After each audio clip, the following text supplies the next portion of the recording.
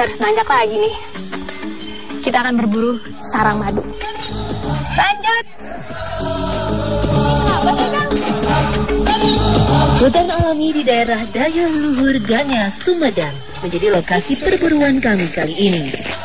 Sebagian hutan memang sudah dimanfaatkan oleh masyarakat sejak lama karena letaknya yang tak jauh dari pemukiman warga. Udah siap nih tangganya ya, Kang ya? Ini pohonnya. Cuman nggak kelihatan. Mana nih sarangnya nih, Kang? Sarang yang kami cari mulai terlihat. Kami pun mempersiapkan diri untuk proses selanjutnya, menangkal sengatan lebah dengan memanfaatkan daun sirih.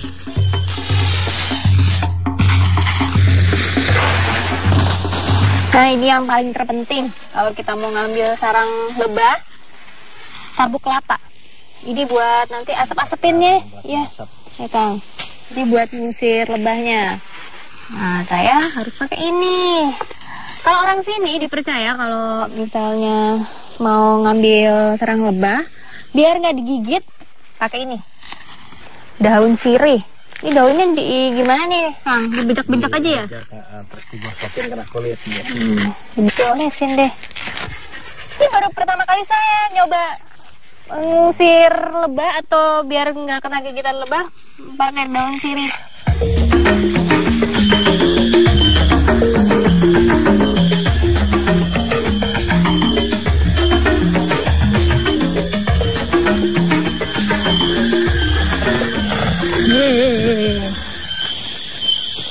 Kalau udah pakai sirih tetap pengaman di luar, wajib.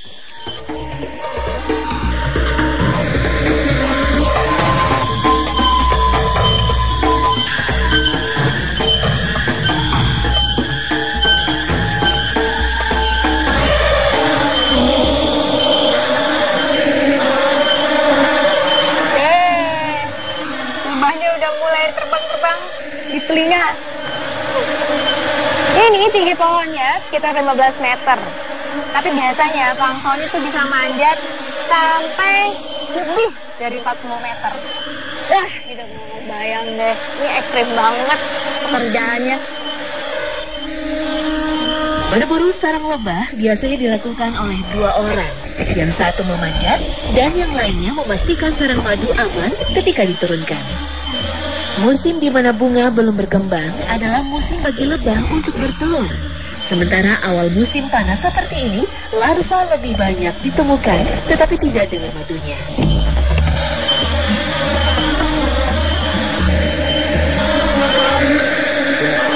Hah? Pindah?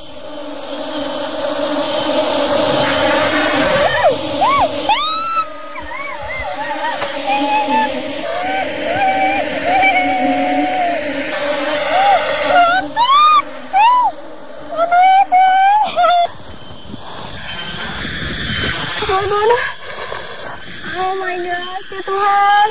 Aduh. Astaga. Aduh. Jantungku. Aduh, sakit banget. Padahal tadi kata Akang Sony kalau udah pakai sirih nggak akan diantuk. Ini buktinya mana? Aduh, sakit. Aduh, udah turun aja deh. Ini lebahnya sadis banget. Tapi kita harus buru-buru melarikan diri dulu ya. Cari tempat yang aman.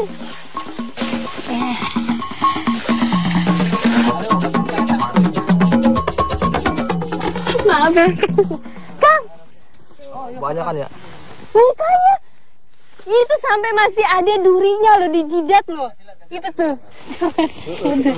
Ya ampun. Nih Kang, nah aku ambilin nih. Masih ada durinya nih. Nah. Besok meriang kayaknya. Oh, tuh. Durinya. Enggak. Itu di jidat semua lagi, Kang. Ya daripada ke yang lain kan mendingan udah be.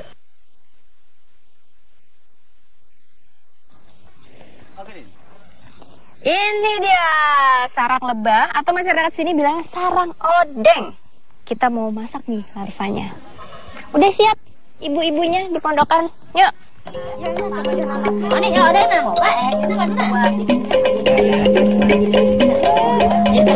Inilah yang biasa diburu warga untuk dikonsumsi. Bumbu yang digunakan cukup bawang merah, bawang putih, dan cabai.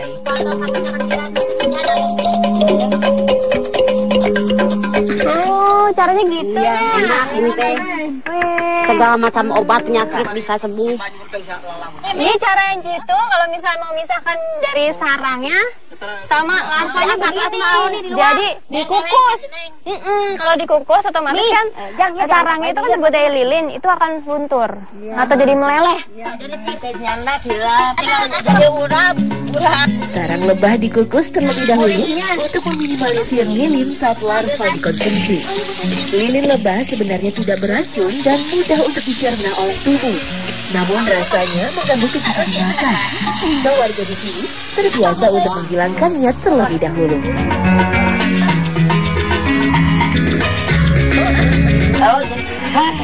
Tara, ini odeng yang udah dimasak, dipisah dari sarangnya, jadi begini. Bentuknya lucu. Tapi kalau dilihat agak-agak, mungkin karena ini tumpukan larva lebah, jadi agak geli ya. Tadi kan dimasaknya ditumis, jadi rasa gurihnya keluar. Dan kenyal-kenyal, krias dan kenyal. Ternyata tidak terlalu mengerikan rasanya.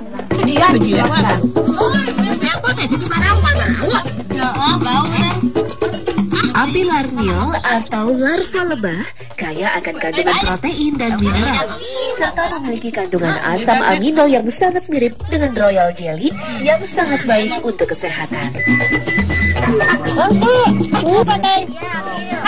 Odeng ini khasiatnya banyak banget ya, Ibu ya? Banyak ya. Karena proteinnya tuh sangat tinggi. Bisa buat daya tahan tubuh, bisa ini Ibu kalau lemes-lemes ya kuat lagi ya Ibu ya. Awet muda. Stamina-nya banyak. Ini namanya menderita yang membawa nikmat. Kayak gini nih. Syukur, alhamdulillah. Amin. Alhamdulillah. Potensi perairan Tarakan yang menjanjikan menjadikan wilayah ini dikenal banyak menghasilkan ikan-ikan segar setiap waktu. Tak ada pembagian lahan, semua berbagi hasil laut secara toleran. Selamat pagi, Pak Kiki. Menggunakan kapal mesin, jaring mulai dilepaskan. Mesin akan terus dinyalakan agar jaring terus menjerat ikan. Target kami tentu saja ikan tipis, ikan khas dari Tarakan.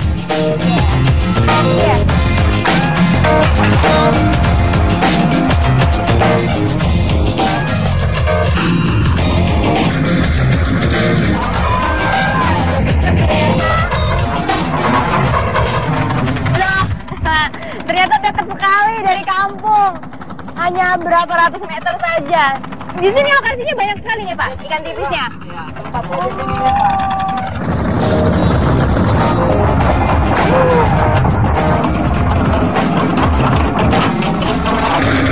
Banyak sekali perahu-perahu yang main kanan kiri. Jadi Pak Kiki harus memperhatikan. Kalau enggak nanti ikannya bisa nyangkut sama perahu yang lain. Soalnya panjang-panjang semua. Pasti di bawah pada berebutan ikan nih.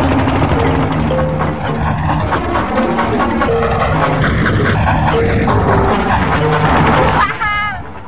Bapak pakai celemek, Pak. Kayak mau masak. Setelah 2 jam kami menunggu, jaring siap untuk ditarik. Katrol pun siap untuk menarik jaring ke atas kapal. Namun tetap saja, ini bukan cara yang mudah.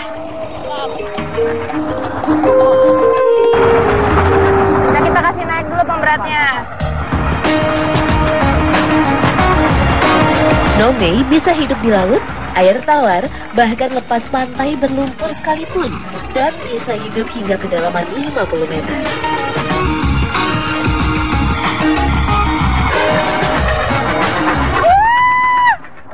Sampai miring perahunya.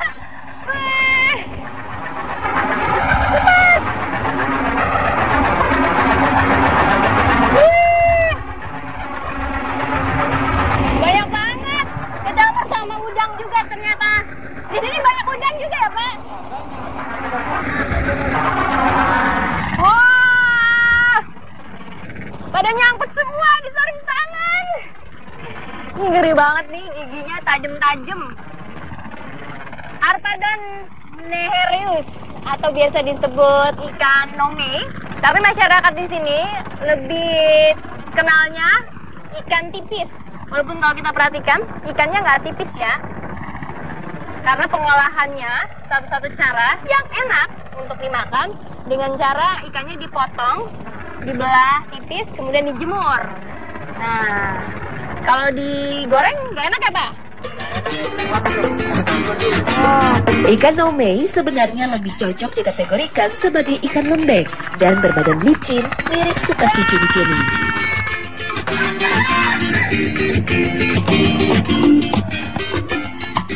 Ini sih Ibu. Ini dia tempat pengolahan ikan tipisnya. Tadi setelah kita udah tangkap kan di laut, ikan tipisnya dipisahin dari udang, kemudian kepalanya dipotong. Nih udah hilang kepalanya. Kemudian dibelah. Buat proses pembelahannya, ini harus menggunakan pisau yang sangat tajam. Soalnya kan ikannya tuh kan licin, bumbirnya banyak. Selain itu kita juga harus pakai sarung tangan untuk menahan ikannya ketika dibelah. Seperti ibunya. Namun sayang, perburuan masif justru membuat populasi ikan ini menjadi semakin menurun. Ibu-ibu di sini sangat mahir dalam mengolah ikan nome. Dagingnya yang lembek dan licin menjadi tantangan tersendiri. Keahlian ini akan terus diturunkan kepada anak cucu mereka. Nih, tulangnya nih. Kelihatan nggak? Halus banget kan? Jadi dia kalau kita perhatikan hampir sama warnanya seperti ininya, dagingnya. Dagingnya ini berwarna putih. Terus kalau kita pencet tuh tulangnya empuk sekali. Apalagi dagingnya langsung hancur tuh. Setelah dipotong, ikan langsung dijemur guna menghilangkan kadar air. Butuh waktu 3 hari sampai ikan kering sempurna. Tak jarang ikan akan mengalami overheating dan menjadi merah sehingga tak layak untuk dijual. Harganya pun menjadi murah karena rasanya pahit.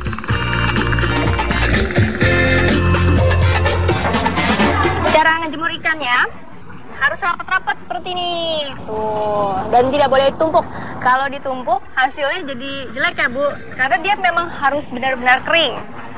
Dan posisinya bagian kulitnya ini di bagian bawah. Jadi yang langsung terkena matahari dagingnya.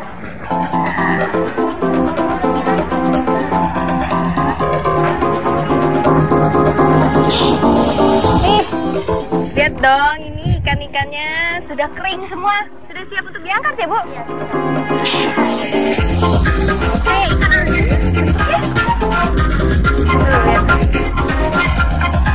Astaga, ini dagingnya kemana nih Bu?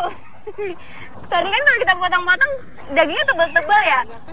Ternyata setelah dijemur dagingnya hilang. Lihat dong, yang kesisa cuman kulit sama tulangnya. Nih, makanya dibilangnya ikan tipis. Karena memang dagingnya itu kan sangat tinggi kadar airnya. Jadi kalau dijemur hilang. Dan yang dibilang kualitasnya bagus seperti ini nih. Bersih, putih ya Bu ya. Sekarang saya mau coba. Rasanya seperti apa sih ini? Jadi kita mau masak ya Bu? Iya, masak. Masaknya gimana? Tinggal digoreng aja? Tinggal goreng aja.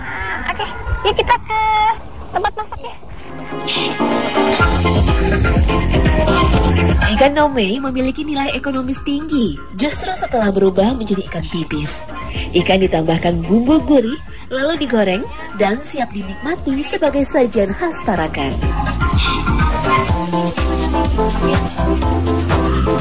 Kalau dirasa-rasa sebenarnya seperti makan ikan asin ya, cuman karena ini ikannya tipis, jadi kita makannya kayak kerupuk.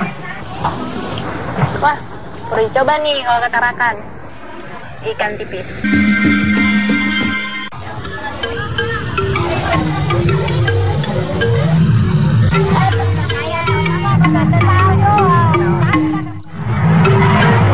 Kesempatan besar sekali saya kebetulan datang ke waduk kami ini bisa melihat acara adat orang-orang Asia atau dari Pulau Wangi-Wangi. Ini namanya acara karya atau acara akil balik.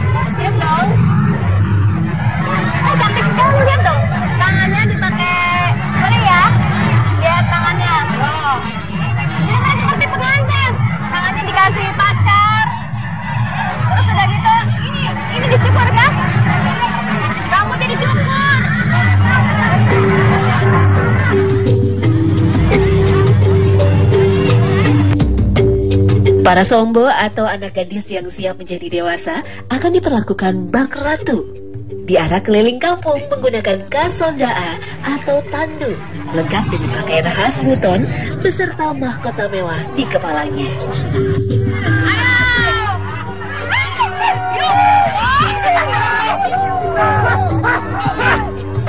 Sanak famili pun turut mengantarkan sambil makan jara atau menari diiringi kelompok musik atau sara sebagai bentuk luapan kebahagiaan. Udah digandani, dipakai suntik, ini layaknya seperti ratu sehari.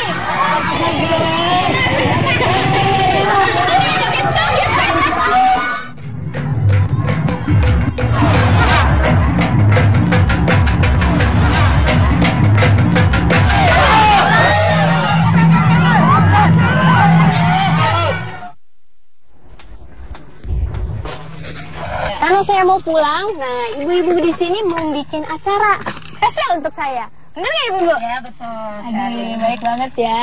Nama acaranya Hebatu Kampoa. Nah kalau dulunya sejarahnya acara ini untuk ajang cari jodoh. Bukan berarti saya mau cari jodoh di sini. Jadi sekarang udah berubah ya ibu ya. Kalau sekarang untuk acara penjamuan atau perpisahan buat sanak saudara atau tamu yang akan kembali pulang. Jadi di acara ini bikin kue, namanya kue tombole. Tombole adalah makanan atau kue khas Pulau Wangi-Wangi. Biasanya dibuat untuk bekal di perjalanan bagi sanak famili yang akan pergi meninggalkan kampung halaman.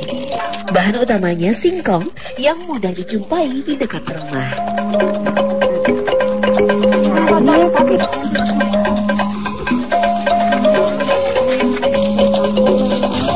Ibu, tunggu dulu ibu, saya ikutan.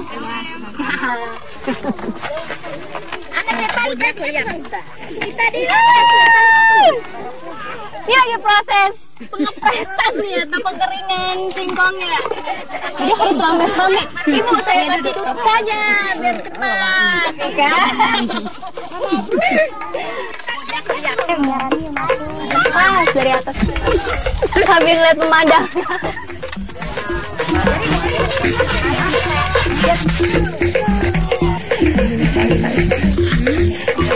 Setelah singkong kehilangan kadar airnya, langsung dibuat tepung. Tepung yang selesai diayak, lalu dicampurkan dengan kenari kelapa dan bawang. Prosesnya cukup panjang, namun semua turun tangan membuat pekerjaan ini menjadi lebih ringan. Sambil dibungkus kuenya, batu kita bakar. Apa gunanya batu? Itu keunikannya. Sebenarnya bahan-bahan dari kue ini sederhana ya. Cuman yang bikin lain daripada yang lain untuk memasak kue ini adalah menggunakan batu. Jadi kalau misalnya seperti di Papua itu ibaratnya bakar batu. Sambil menunggu batu dipanaskan, kami kembali mencetak kue ini dengan cepat. Sesuai tradisi, pada proses ini, waktu antara mencetak dengan membakar batu harus selesai dengan serempak. Astaga panas ya. Ini batu-batu yang sudah membara panasnya dikasih pisah, yang masih kebakar dikasih pisah di sini, tempat yang lebih bersih. Kemudian batunya kita susun, kue-kuenya kita taruh di atas batu. Rentang gorengan nanti. Ya.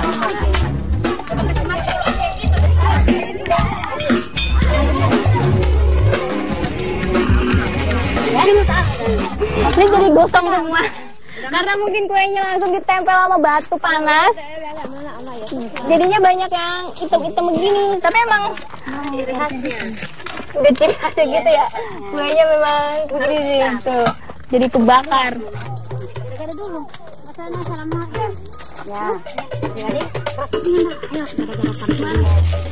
Sebelum kita makan kuenya, memang tadi ada prosesi terakhir, itu pembuangan sial katanya sambil mengucapkan doa-doa. Amin ya robbal alamin. Semoga yang diinginkan terwujud ya ibu ya.